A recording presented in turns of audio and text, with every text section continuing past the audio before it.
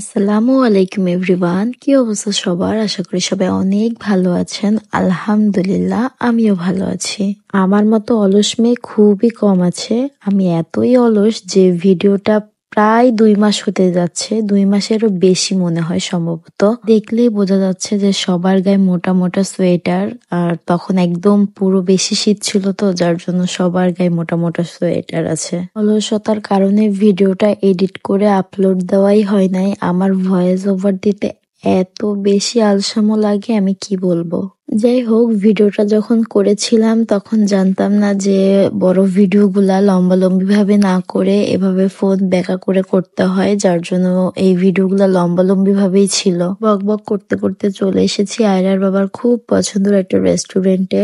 আর আমার বাচ্চা খাবারের অর্ডার দিচ্ছিল যে সে কি কি খাবে, সব খেতে চায় কিন্তু আসলে কিছুই খায় না।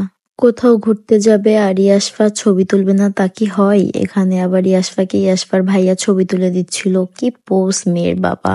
আর আমার দুষ্টু বাচ্চা একদমই চুপ করে বসতে চাচ্ছিল না, যার জন্য ওকে এক প্যাকেট চিপস দিয়ে বসায় দেওয়া হয় আর ও সেই চিপসটাই খাচ্ছিল। কি করে দেখেন একটু অবস্থা! মাশাল্লাহ মাশাল্লাহ মাশাল্লাহ। আয়রার দুষ্টুমি দেখতে দেখতে আমাদের খাবার দেওয়া শুরু করে দেয়। আর প্রথমে অর্ডার দিছিলাম চিকেন ললিপপ, আর এখানকার চিকেন ললিপপ আয়রার বাবা খুব বেশি পছন্দ করে, যার জন্য যতবারই এখানে আমরা যাই সে চিকেন ললিপপ খাবেই খাবে।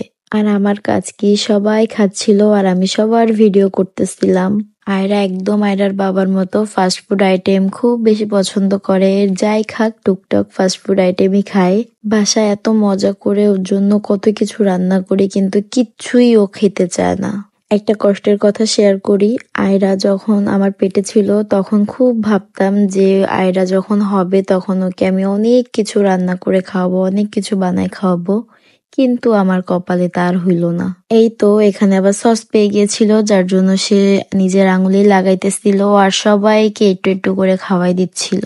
এই তো তারপরে আমাদের পরের খাবার দিয়ে দেই। এখানকার হান্ডি বিরিয়ানিও আয়রার বাবার খুব পছন্দ, যার জন্য যতবারই যায় এইটাও সে অর্ডার দিবেই দিবে।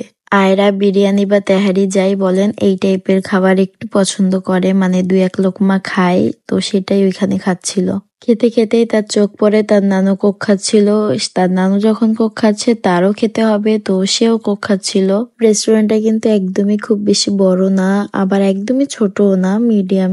আর আমার রেস্টুরেন্টটা খুব বেশি পছন্দ। আর তার থেকেও পছন্দ এখানকার মানুষের বিহেভিয়ার, খুব ভাব আয়রার সঙ্গে এদের। আয়রার নানু তাড়াতাড়ি খেয়ে আয়রাকে রাখতেছিল, আর এই সুযোগে তাড়াতাড়ি করে আমরা আমাদের খাবার শেষ করি আর ওইখান থেকে বের হয়ে যাই।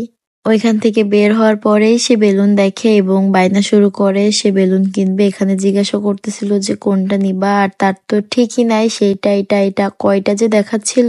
আয়রাকে একটা বেলুন কিনে দিয়েই আমরা ওইখান থেকে মিষ্টির দোকানে যাই এবং জীবন মিষ্টান্ন ভান্ডার আসতে খুব ভালো মিষ্টি এখানকার, ওইখান থেকে মিষ্টি কিনে নেই। ও সঙ্গে ঢেঁড়সও কিনছিলাম আর সেটাই ভিডিও করে রাখছিলাম। এখানে ইয়াসফা যে এত ঢং করে কি বলতেছিল আল্লাহই জানে। অটোতে বসে আয়রা ঘুমায় যায়, যার জন্য এসেই আগে ওরে ফিডার বানাই দেই। আর ফিডার খাওয়াইতে না খাওয়াইতেই তার ঘুম ভেঙে যায়।